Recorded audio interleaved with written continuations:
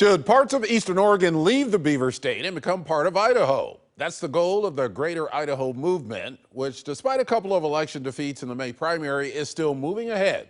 So why should we take this effort seriously?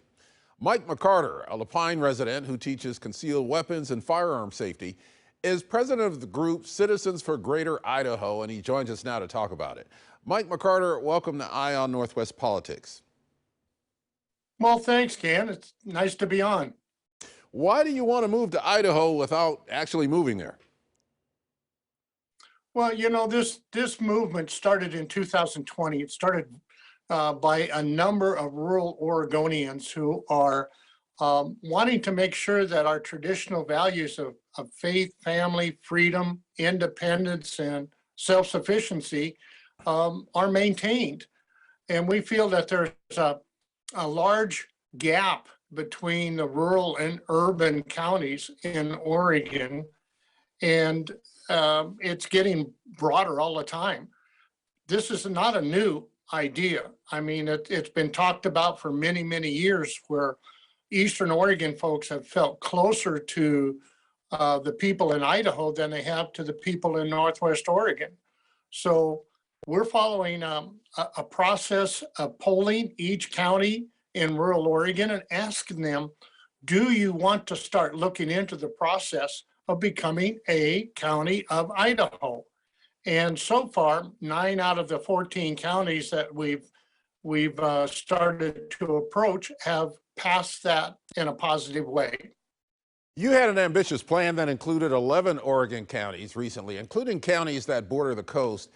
But voters in Josephine and Douglas counties rejected the idea. Your updated proposal still includes Baker, Grant, Harney, Jefferson, Klamath Lake, Malheur, Sherman, and Union counties, which do have voter support in those counties. Do you believe this updated proposal has a better chance to go forward?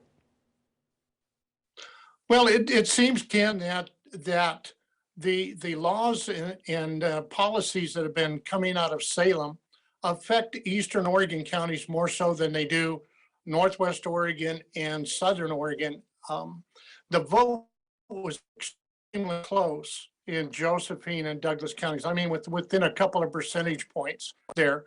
So we decided to redraw the line, step back just a little bit, and focus on the Eastern Oregon counties who have, over the last year, voted by an average of 61% in favor of the idea of starting to look into that possibility of becoming part of Idaho.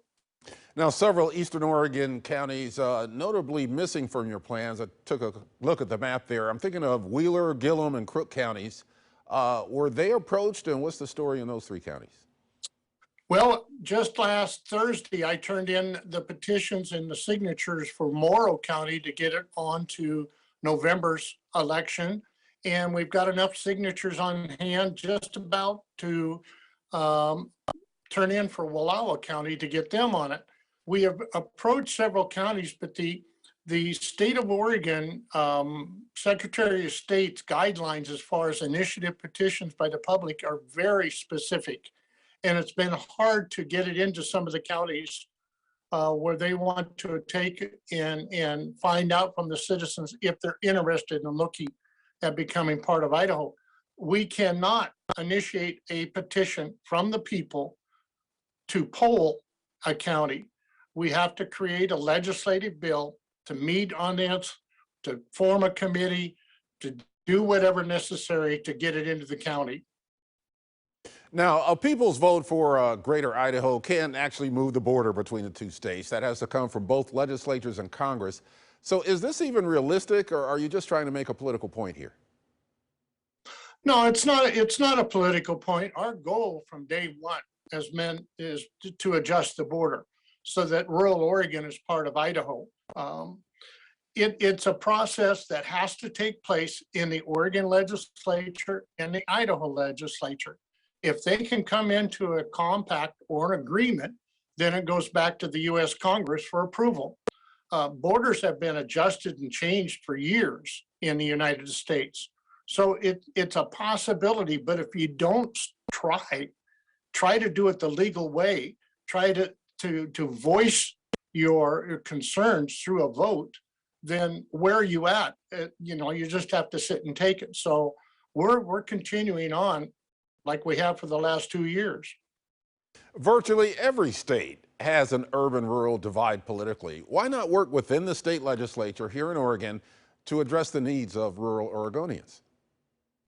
Well, I've talked to several of the state legislators on both sides of the aisle about this issue, trying to get the discussion started. Um, in January, we ran a poll in Northwest Oregon, and 81% of the respondents said the state legislature needs to pick this up and start talking about it. Right now, the agenda that seems to be coming out of Salem is based on a majority of the population in Oregon, which is in the Willamette Valley. And most of rural Oregon's concerns are ignored. So this has been going on year after year. Now, if they want to sit down and talk about this, let's look at the solutions and the concerns that are out there. But I really don't have any hope in the fact that both sides can start working together to correct the situation. So you want to be part of Idaho.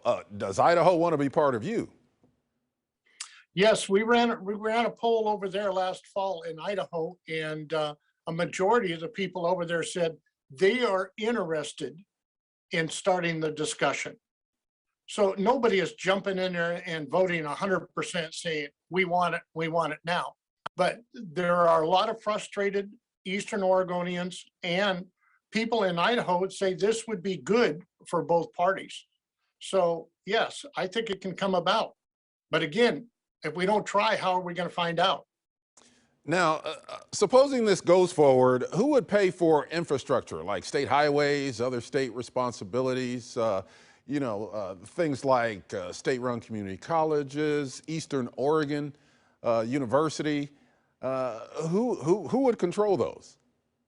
Ken, that's a good question. But those questions need to be answered once both the Oregon legislature and the Idaho legislature say, let's start taking a look at this, because everything is open for negotiations. Water rights, land rights, all of those details, PERS, property, and so on. So to take and dig into it from our side is kind of fruitful until Oregon and Idaho decide, let's start talking about this. Your website points out that Eastern Oregon counties are mostly Republican and voted for Trump. Is this really what this is all about?